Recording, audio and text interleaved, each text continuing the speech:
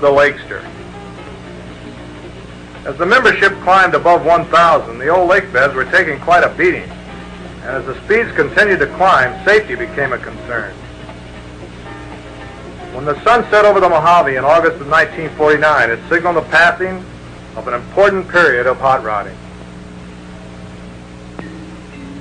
But the dawn brought with it a new era that would result in speeds beyond the wildest dreams of the early hot rod pioneers. And strangely enough, once again, Mother Nature provided the site. It took millions of years, but the end result was the bottom of a huge lake covered with 5 million tons of salt spread over 3,000 square miles. For the first time, hot rodders had been invited to compete at the mecca of the speed world, the Bonneville Salt Flats. When they arrived, they were informed by a sign that this was the world's fastest racing course. The sign also had a challenge. It told them that a man, John Cobb of England, had flashed across this salt at 403 miles an hour, faster than any other man on Earth. The hot rod record at the lakes in those days was 153 miles an hour, but although it seemed impossible, the challenge was accepted and they began to sign up. The first meet drew only 49 entries, of which I'm happy to say I was one.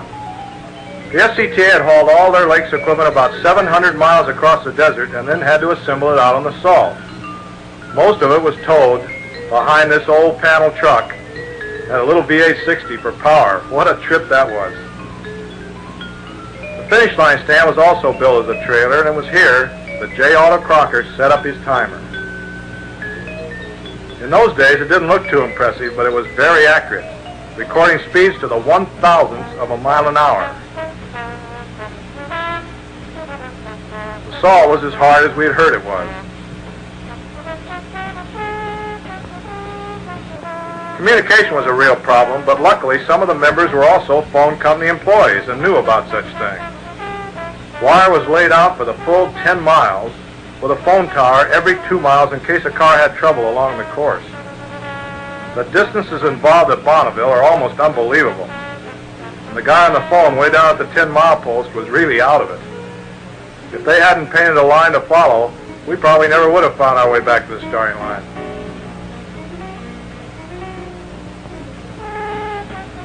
Several companies transported their facilities right out to the salt for the convenience of the participants. Bell Auto Parts assembled a speed shop right on the salt. And Firestone set up a tent to service the special Bonneville tires that the high-speed cars ran.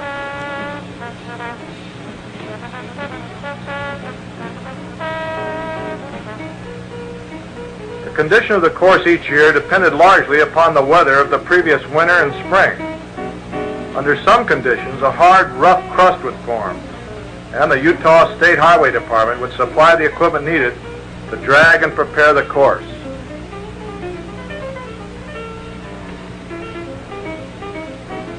At times, this work would go on all night so as not to delay the schedule of the meet.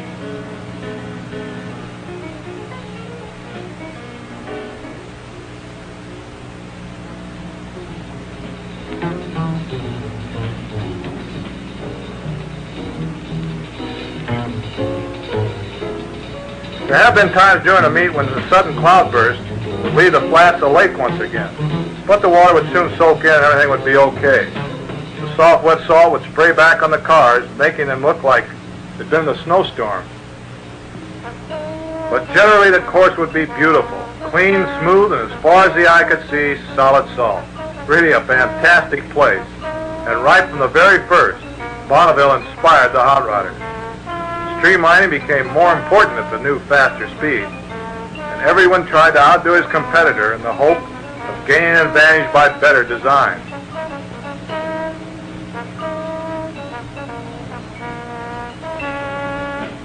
Tom Ruddy favored in closing as much of the front end as possible, and it got him into the 200-mile-an-hour club.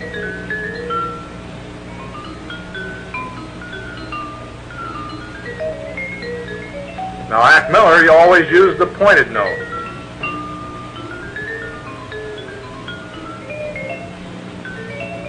And Don Waite preferred a knife-edge nose and fairing around the exposed axle.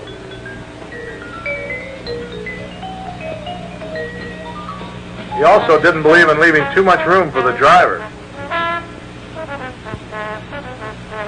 And when he did get into position, they taped him in.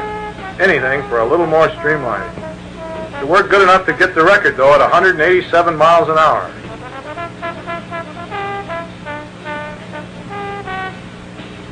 The Summer Brothers rear-engine T combined brute horsepower and streamlining with outstanding results. They made a record average of over 225 miles an hour with this little bomb.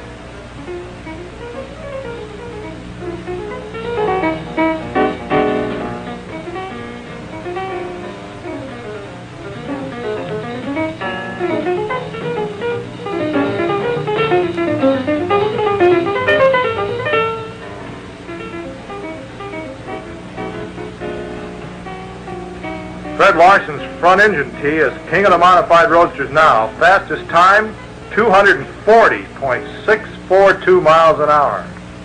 It wasn't just the roadster classes that were being streamlined. The coupes and sedans were receiving their share of chopping and handling.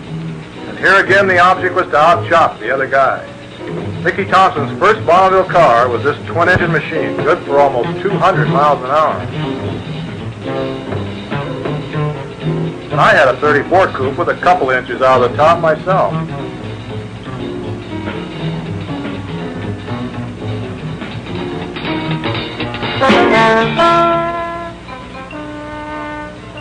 And here's an excellent shot of it leaving the starting line, heading down the salt.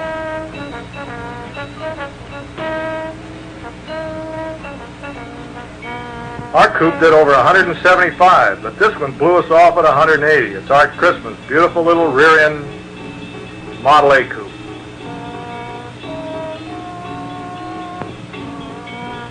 Gary Cagle got carried away and came up with this T coupe. I guess that's what it was. I was afraid to ask. It's pretty wild, whatever it is. But if you think that's wild, how about this 34?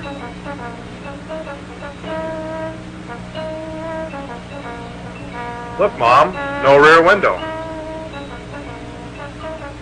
How about this sedan? Guess what that used to be?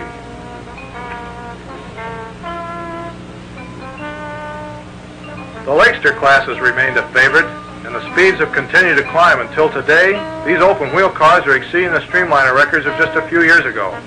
Speeds are up to 280 miles an hour, which makes them the fastest open-wheel cars in the world by far. The only streamliner they could do is put the man down inside, which they did. One of the old hands with the tank is Tom Beatty, who used to run this one for years, and still is. There have been some at Bonneville who prefer to do it with brute horsepower, pushing the biggest object they can through the air at remarkable speeds. Jim Lindsley stuffed 2 Chryslers in this Channel 32 roadster and went 202 with it. Big Bill Edwards put a blown CAD in this big box, jammed it through at 151 miles an hour. Fantastic feat.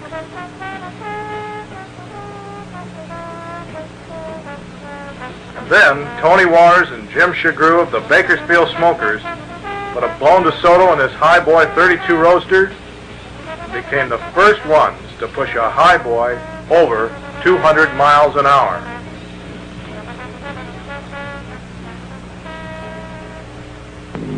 The time, 210 miles an hour. Even a few of the bike riders got carried away. How'd you like to jump on that and go 157 miles an hour?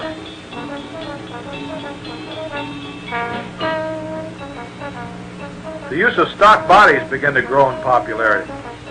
Sanchez and Cagle were among the first.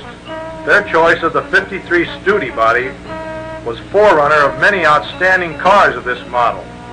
Speeds rose from an original 140 miles an hour up to 230 in this class. Of course, the strain of pushing these big cars down the salt often proves too much for the engines, like this one out of the Sanchez Studi. The insides got all mixed up together, and the pistons seemed to grip the cylinder wall rather snugly. And the bearings lost interest in what they were supposed to do. It's really quite sickening.